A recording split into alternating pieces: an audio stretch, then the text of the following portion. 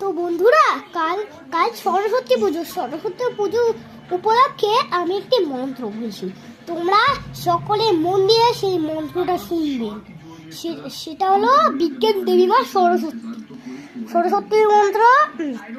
তো স্টার্ট করছি এখন থেকে।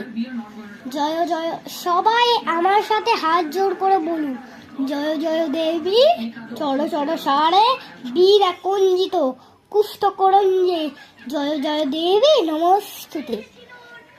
তো আপনাদের কাছে আশা করি পুজো খুব ভালো করে কাটুক। আপনারা কাল কাল মনে রাখবেন, আপনাদের যদি ছেলে বা মেয়ে থাকে, ওদের খাতাগুলো সব সরস্বতী দেবী মার কাছে পাশে জমা করে রাখবেন। নমস্কার।